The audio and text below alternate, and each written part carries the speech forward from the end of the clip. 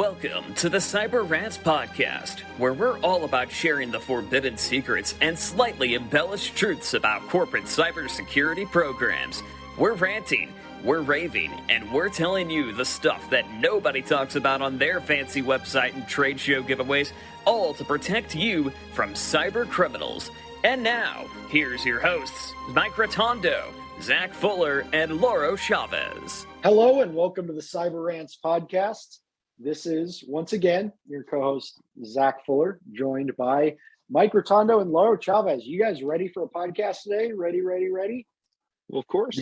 You betcha. Take that as a yes. Let's dive in. You know what? We have an extra special episode today. I mean, all the episodes are special, but this one's extra special because we're going to be talking about cybersecurity frameworks, and we're going to pick one after this. But Mike, before we pick a framework, why don't you just kick us off with the news? I will promise you there are no news stories about anybody buying Twitter that I will present today.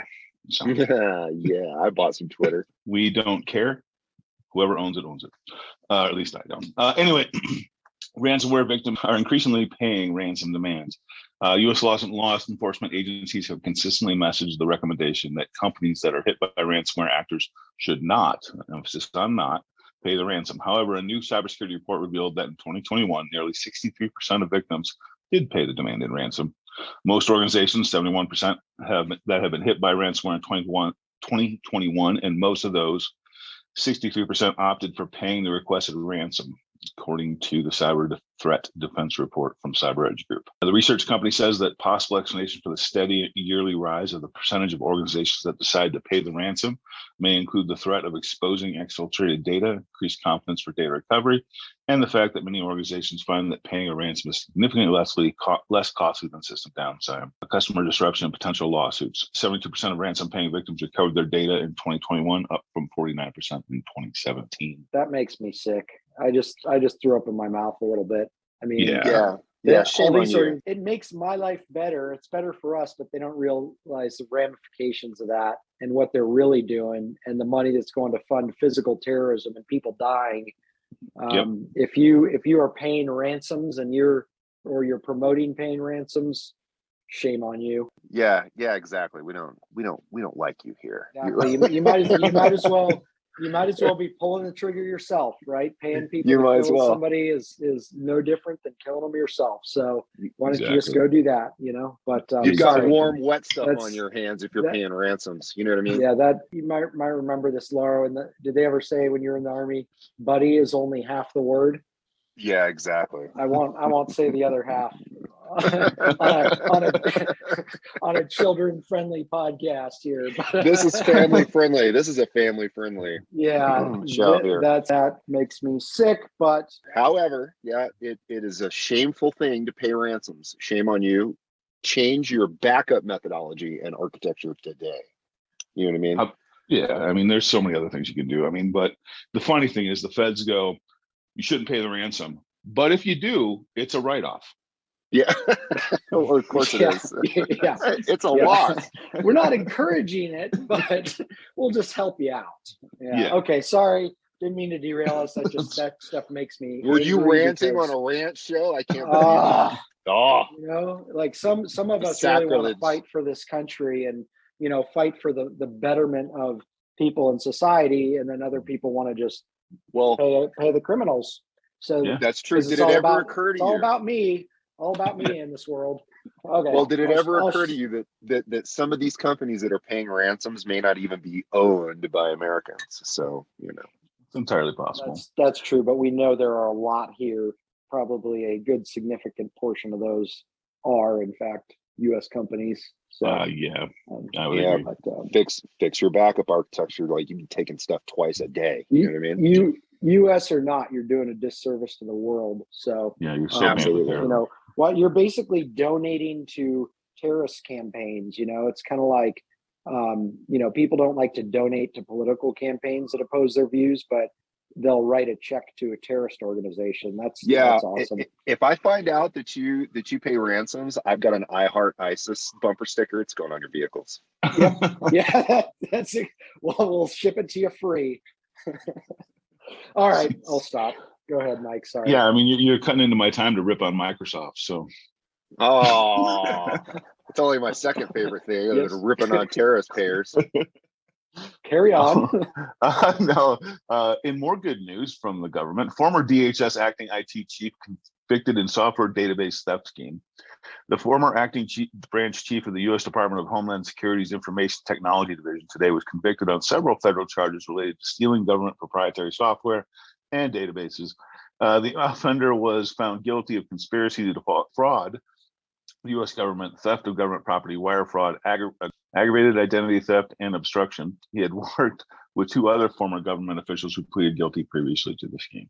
So get that going for us. Human activated risk, still a pain point for organizations, going back to paying ransom and those sorts of things. A company called Egress announced the results of a report which revealed that 56% of IT leaders say their non-technical staff are only somewhat prepared or not at all prepared for a security attack. 600 IT security leaders across a broad range of industries were anonymously surveyed regarding their organization's security posture in this heightened threat environment. Add to the 77% of respondents have seen an increase in security compromises since going remote 2 years ago, and there is continued significant risk to organizations. Here's some other significant findings. 30% of IT leaders polled either don't know if the organization has a solution to detect accidental data loss from misdirected emails. 60% of respondents feel the active security solution they have in place still presents them with a challenge. Almost 30% of those polled don't understand what human activated risk is. So, well, that's fantastic. Yeah, I'm going to sleep well tonight. And just kind of going down that line, this is even more good news. Consumers feel data leakage is inevitable. So many have stopped caring. Perva releases findings from a global study on consumer perceptions of data privacy and trust in digital service providers. In an increasingly digital world, consumers feel trapped, sharing personal data as a requirement to use digital services, but the majority do not trust these organizations to protect their data. The report is informed by an online YouGov survey of 6,700 consumers aged 18 plus across the USA, UK, Australia, and Singapore. Half of the consumers surveyed say they share their data with so many different companies that they can't possibly verify the security posture of each one. As a result, many are numb to the issue of data protection. 20% don't care how much data they share online. 26% believe it's inevitable that their data will be leaked, so they don't worry about it. Only 37% trust financial services, 33% healthcare, 29% government, 5% retailers, and 35% don't trust anybody. So, yay, gosh. IT. Yeah, that's like, well, somebody's going to slip and fall at work, so who cares about putting up a Cuidado Piso Mojado sign? You know what I mean? Yeah. Yeah. Why wash my clothes? They're just going to get dirty. They're just going to get dirty. Why wash? Yep. Stop showering. Yeah. Who cares? No need for that. We should start a cybersecurity company called Ostrich, and it's just about, oh, hey, don't worry about it. You're going to get hacked anyway. Just stick your head in the sand. I like that. We should call it like burned ostrich or something cool. Yeah, and it's only $20 ostrich for services. Yeah, $20. $20 to tell you that. Don't worry about it. Like, how bad is it? Smoked ostrich firm. Like, oh, it's bad. You don't even want to know how bad it is. Just go back to do what you're doing. Cash App breach demonstrates threat posed by past and present employees. This also is part of the Colonial Pipeline issue that happened as well. Recent compromise of the investment arm of Block Inc.'s fast-growing Cash App, which has been favored by Gen Z and millennial customers, demonstrates the risk of insider fraud from former as well as existing employees. Last week, news broke of major data loss from the popular peer-to-peer payment service when financial regulator, the SEC, released a filing that charged former Cash App employee with stealing the personal information of 8 million users. The Cash App investing data theft in question happened in December 2021, when the former Cash App employee downloaded customers' names, brokerage account numbers, and in some cases their portfolio details and value they're holding in certain trading activity. According to the information from Block Inc., this data heist should not affect the wider 44 million users of Cash App's popular P2P service, but it does raise concerns about the risk and reliability tied to financial employees. Yeah, I have nothing else to say about that. It's just bad. But that's rogue admin's one of your worst nightmares, right? Yeah, that's great. There's some additional headlines that we've got in here. I'm not going to go into them in detail. One of them dovetails into what we talked about last week about HIPAA, the East Tennessee Children's Hospital attack. Lack of data readiness threatens digital transformation in healthcare. SEC breach rules. This one may be important for those of you in publicly traded company. disclosure rule makes CISOs assess damage sooner. So they're going to be looking into that. And then there's a whole section on vulnerabilities in Microsoft. So check those out. Laurel, what do you got? Vulnerabilities in Microsoft? No. Yeah, I know. It's almost an entire page. It's like Microsoft's going to have a vulnerability, so why should I patch? You know exactly. What I mean? We don't have room on the website to post all those articles. No, there's not enough room on the internet to post those articles. The whole of it. You know what I mean? Broke it. Like, we'd have to start a new storage facility on the moon. Okay, so exploits. Today, I've got a couple things to talk about.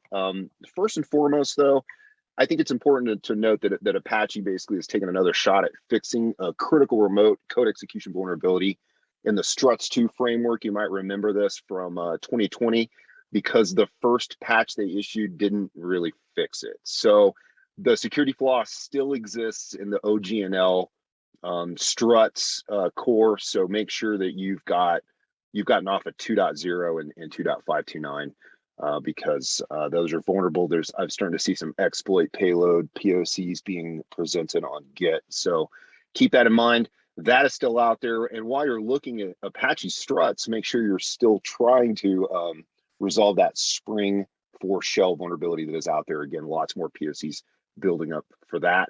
And for those of you in the fueling industry, if you're dealing with the energy industry and specifically down at the stations where the filling is being done, you might be familiar with Franklin Fueling Systems. They provide lots of modules that connect the pump itself to the point of sale system and that sort of stuff. There is a local file inclusion exploit POC that is working for the Franklin Fueling Systems Calibri controller module, and that's running on 1.819.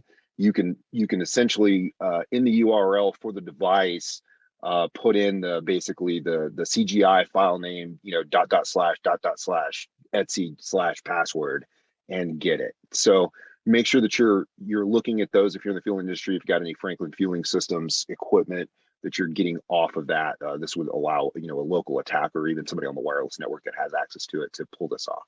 Zach, I heard by chance we're talking about security frameworks today. Would that be? We are.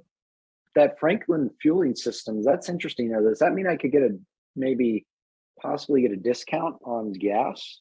Yeah, I'm pretty sure that once you get root on the device, you can basically disconnect it from the POS terminal. That's point of sale, not piece of anyways.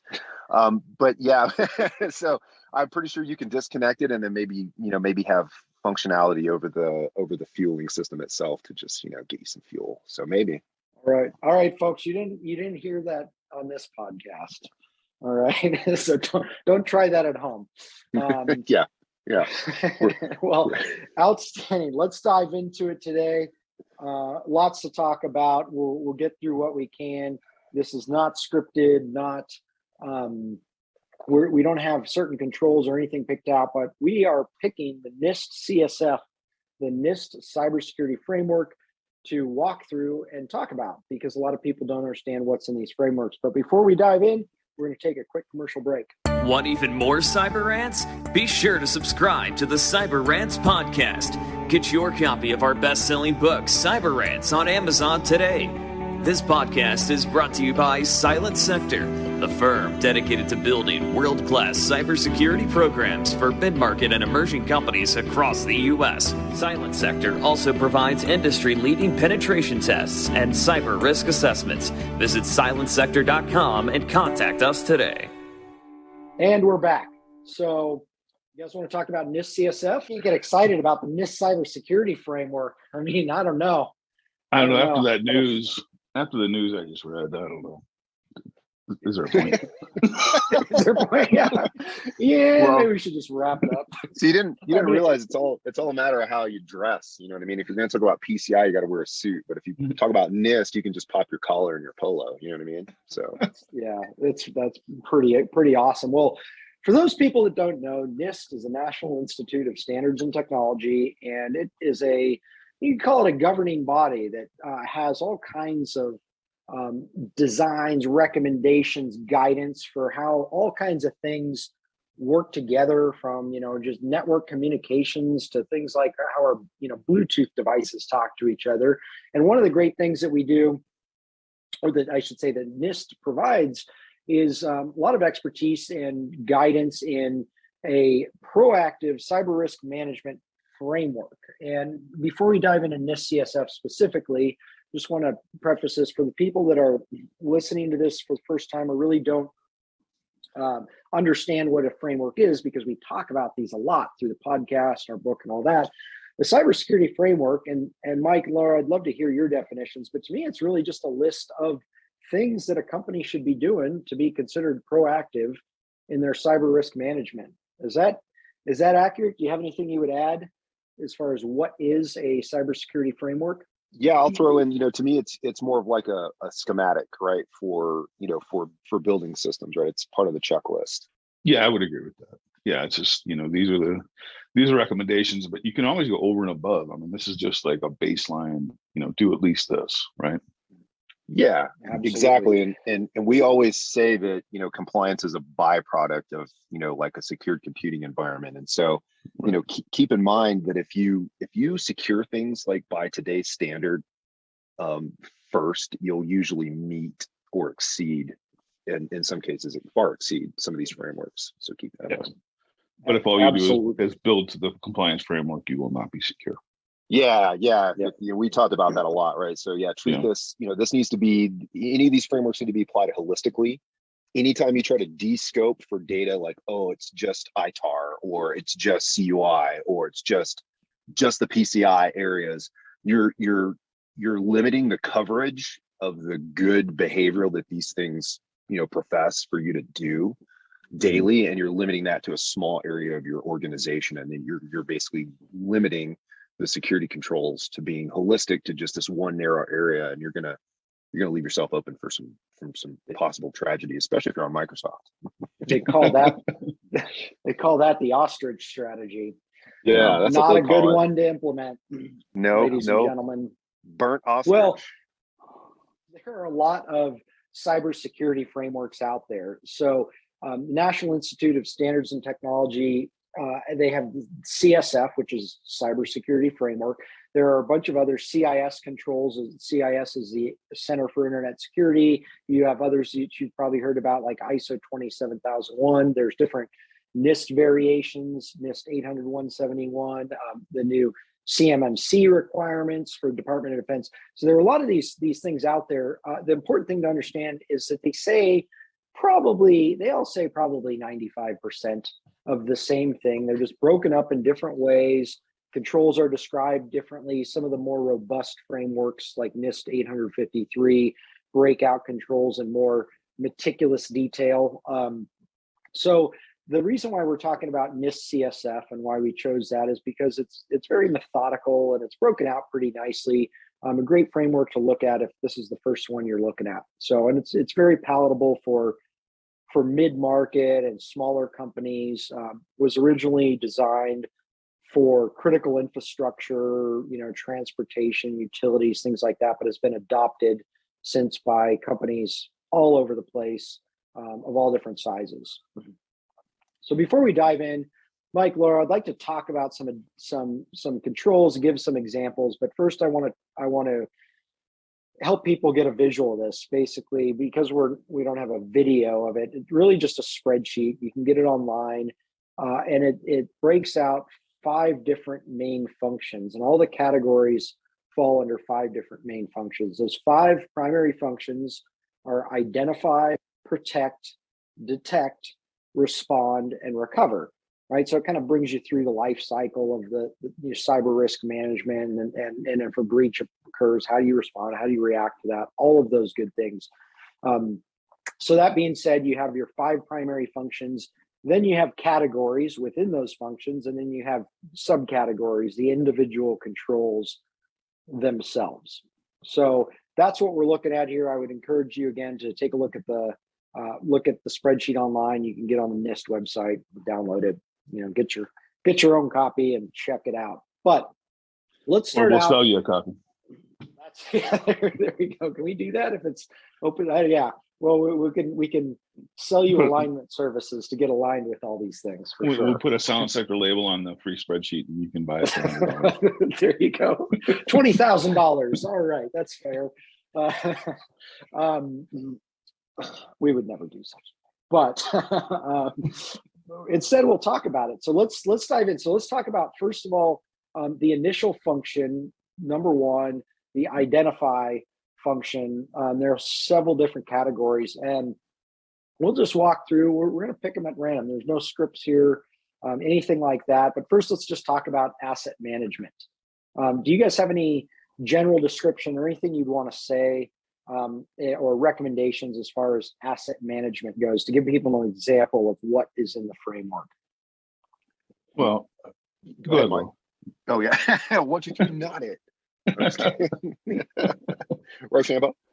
No, you go for it, sir. I apologize. Okay, well, one of the key things is that number one, physical devices and systems within the organization are inventoried.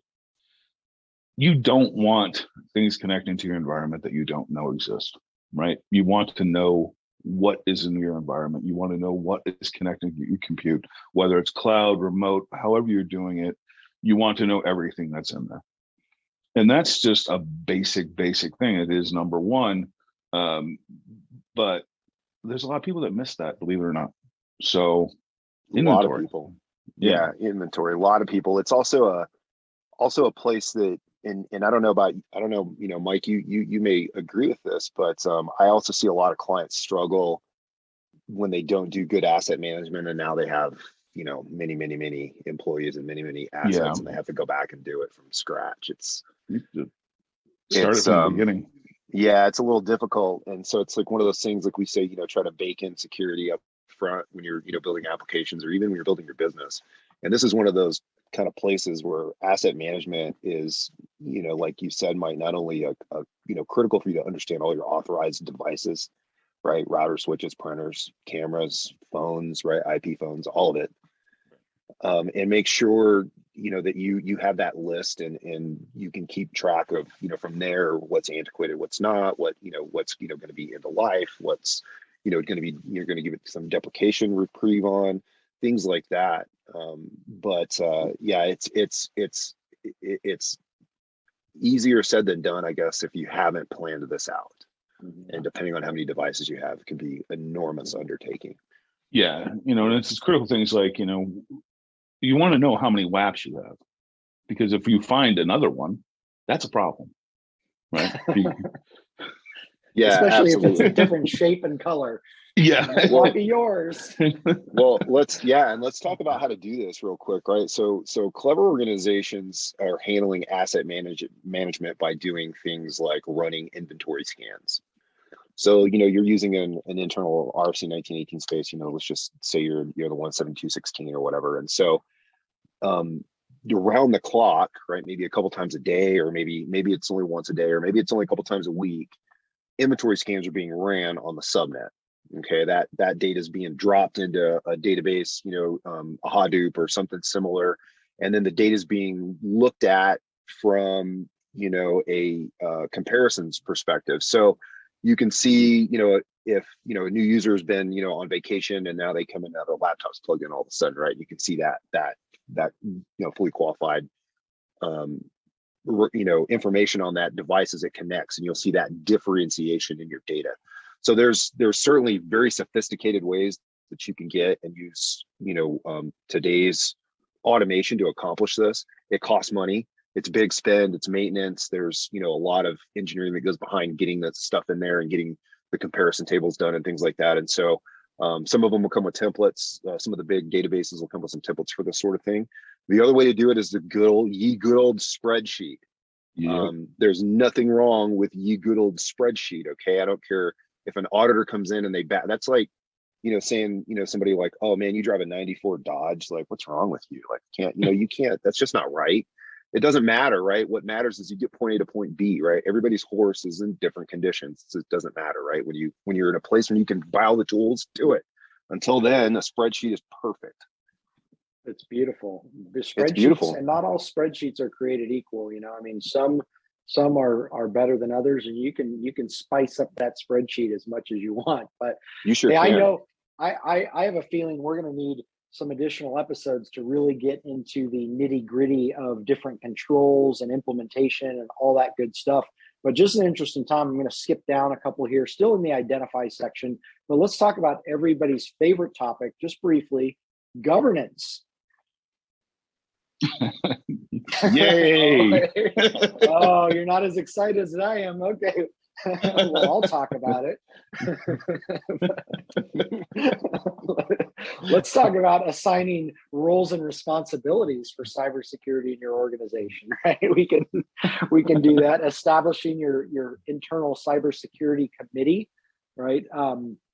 Documenting what you're doing, right? Policies, procedures, standards. So NIST and every other security framework out there is going to have a big section on governance, building cybersecurity policy, and what you should have there.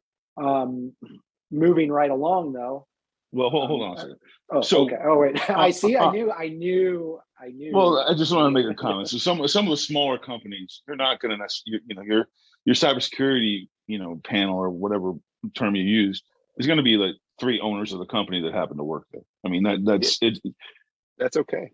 Yeah. You need something like that, and it may be so you're going to have varying degrees of what actually works. And this is built for big companies, just like SOC 2 is built for big companies. And you have to be able to understand how to tailor it to your organization. You can't just take this stuff verbatim. And that's one of the things that I run into a lot is, especially with SOC 2, is the words come out and it says, I got to have this the audit policy and the steering committee and the this and the that and the other. And it's like, there's 6 of us in the company. And it's like, I got it. There's a way around this. Okay. So, just keep that in mind. You can tailor this to your organization. This is not written in stone. It's, it is a recommendation of how you should do this. So yeah, I hate to take a complicated framework that you might not understand and say read between the lines, but you kind of have to, right? It's like the intent of the control is what's important, right? It's the intent of control. Looking for malicious events, right? That's what's important. How you do that, it's completely up to you. Just try to meet the intent of the control. Yeah, and if you really feel you need any firewall rules, you just go ahead. There you go. There you go. The ostrich strategy again. There it is. Just open up RDP and let the whole world in. Yeah, just let everybody manage it. Well, the other side of this, I'm not going to do a shameless plug, but you can always hire somebody who is an expert in this, right? If the intent of today's podcast is to get you familiarized with these and what is generally in a framework at a high level, the details, the fine tuning, that's where the magic comes in. That's where the expertise comes in. But to make effective decisions for your organization, it's important to at least have a high level understanding, right? Just like anything else, you don't have to be an absolute expert, but know enough to speak the language. So yeah, and the CyberRants book, not another shameless plug, does have a lot of information about this in there.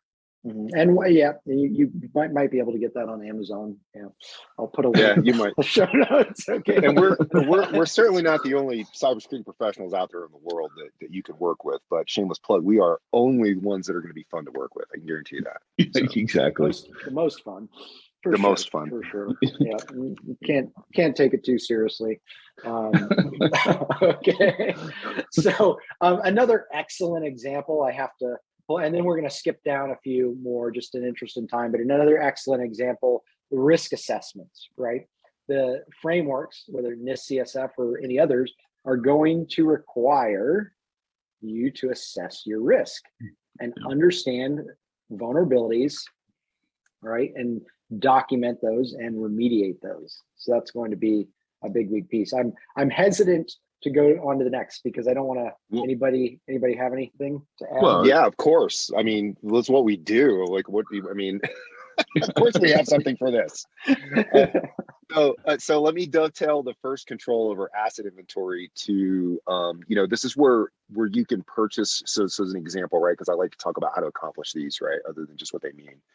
But, in the risk assessment piece that, vulnerabilities, essentially vulnerabilities are identified and documented. So how are you identifying vulnerabilities? Well, there's a couple ways that you can do that. But if you were clever in the first section and you bought yourself a vulnerability scanner that'll do inventory scanning, you can also now use that technology to do the vulnerability scanning of your assets as well. So, on that same 172.16, now, you've got vulnerability scanning capabilities as well as inventory capabilities in the same tool. So look for places like that where you can get an advantage, a capabilities and a compliance advantages over singular tools. Are you suggesting you can kill two birds with one stone in a framework? No, sir. I'm suggesting you can kill 436 birds with one stone if you do it right. Wow. The laws of physics are applied. So yes. Outstanding. Well, that's excellent point. You know what? You can create a risk register using a spreadsheet. Doesn't have to be fancy. You don't have to go out and buy, some big expensive tool.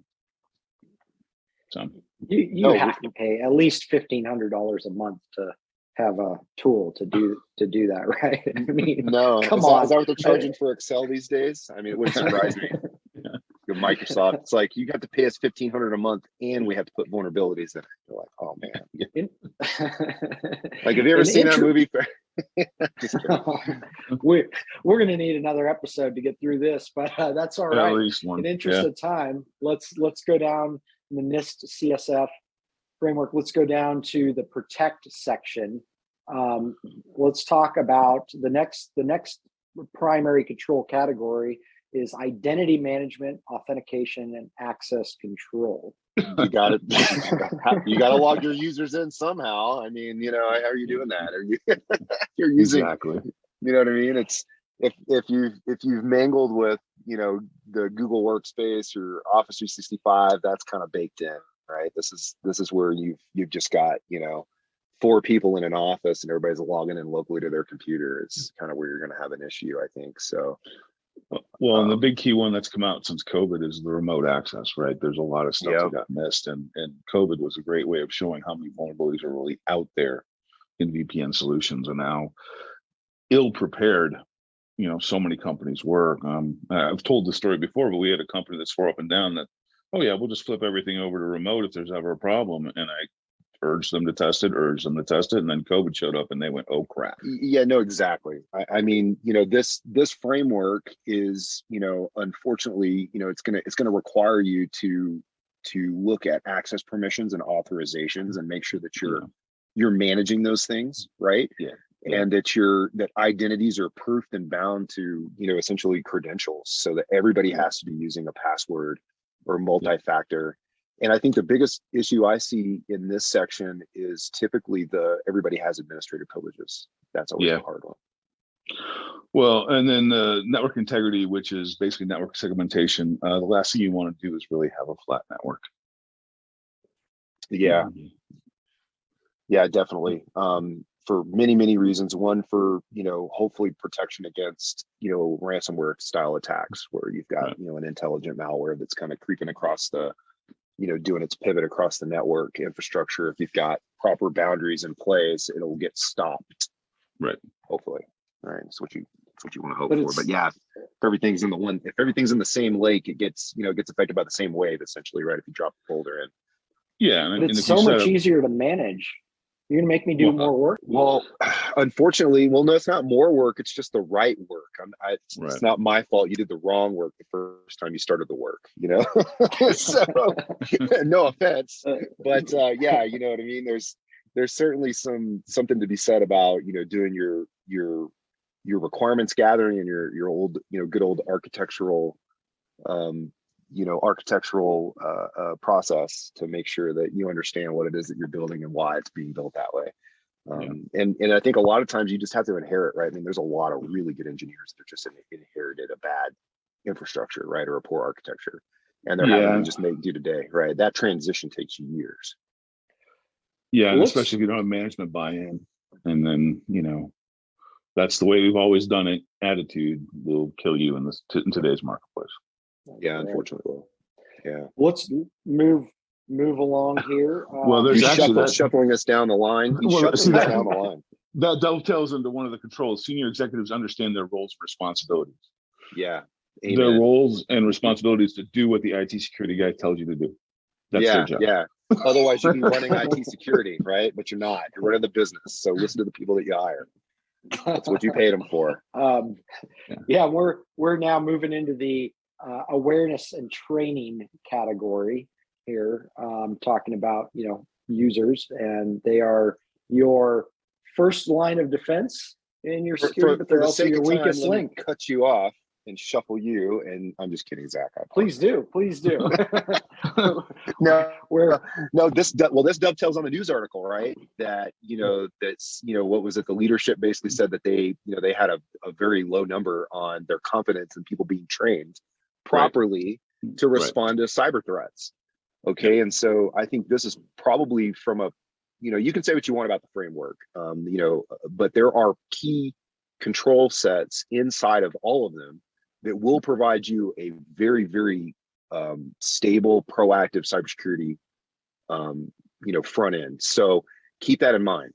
This is one of those places where if you are running security awareness for all of your humans and you're running phishing simulations and things like that, you can be sure that they're trained. It's like anything else, like driving a car. I mean, we're in the United States, right? I mean, how old were you when you started driving a car, right? The sooner you can get prepped for that, the better, So. Well, and Absolutely. Training is no longer cost prohibitive. There are so many companies out there that offer training. Oh, absolutely. Right. It's even baked into some of your antivirus products like Sophos and things like that. Like they have the features built in, or you can add on the module or whatever, right? Yeah. But it's I'm sorry, I know you're going to shuffle us along, but I guess I will say this is one of the very primary interactions we have with our clients when we do the engagements, right? The long-term CISO program management engagements. You're getting on cybersecurity awareness training, and we're doing phishing simulations pretty much immediately, right? I mean, it's pretty important. Yep, your people will know all about cyber threats by the time we've been working together for 6 months. Even they'll be experts themselves for sure. But yeah, let's talk about and probably for today's purposes, we'll just wrap up the protect section. We're not going through, for everybody listening, we're not going through every control. Obviously, you don't have time for that on a podcast, but we're just picking and choosing a few primary ones to talk about here. But let's talk about information protection processes and procedures. Again, still within the protect category. Yeah, the other big uplift, right? The documentation set. Mm-hmm. So super important.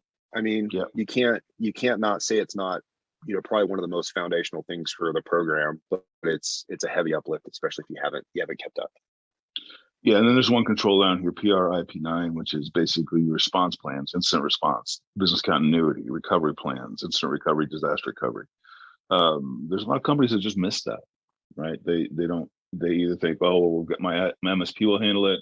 The cloud, we're in the cloud, so it's no big deal, and don't take into account that you really need to document and vet out what happens if there's a problem. You need tabletop exercises. You need to go through and verify and vet that, this stuff actually works, that we have the right people. You also don't want to go out and buy some IR template and have it mention 10 different, groups, security groups that are going to manage this for you when you're a company of 11 people, because it doesn't exist. It needs to be realistic, and it needs to match your company structure.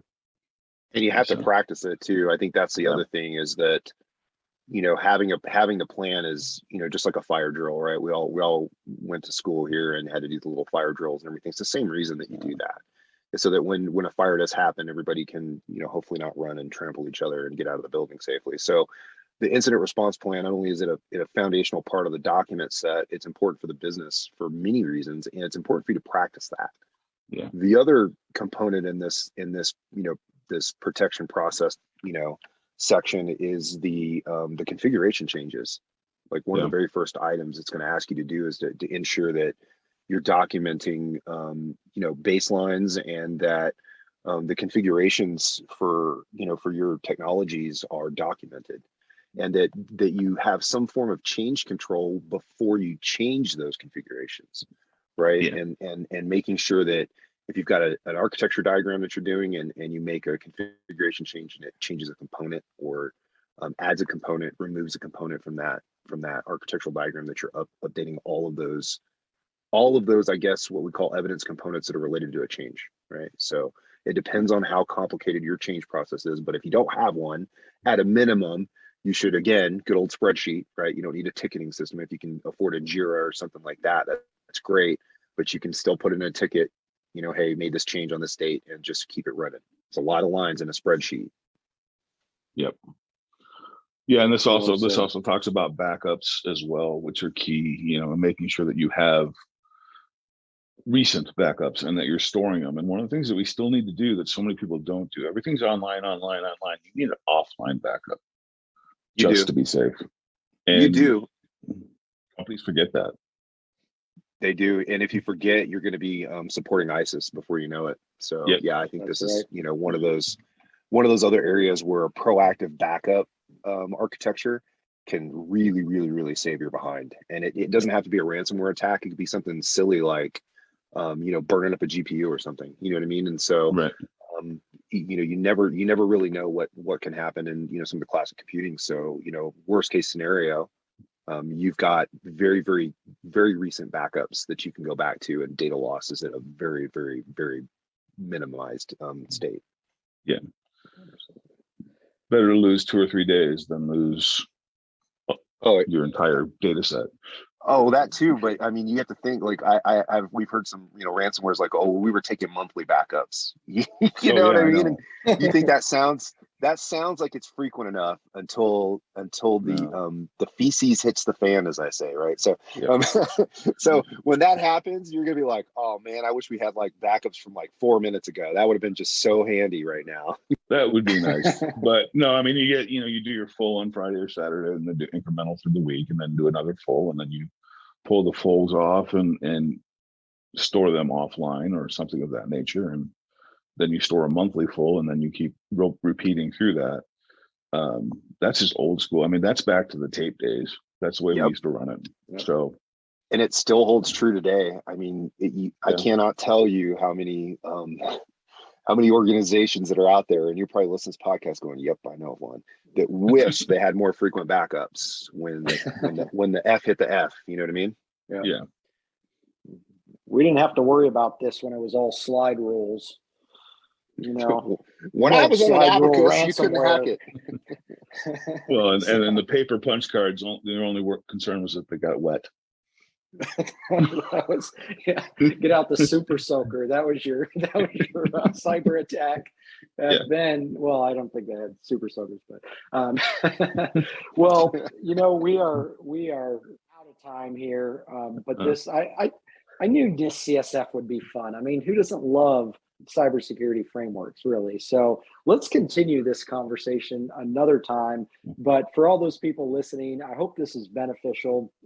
I hope you are starting to understand what is in a cybersecurity framework. Again, cybersecurity is not just about making it up as you go or getting some smart techie people together to do stuff in your environment. There are methodical frameworks that list out all these things that should be done, that should be in place. And it's not about being perfect or having everything checked off or anything like that. It's a process to follow, an ever-evolving maturation of your cyber risk management program. So thank you for joining us today. Again, the show notes and news articles will be at the cyberrantspodcast.com. I'm sorry, cyberrantspodcast.com on our website there.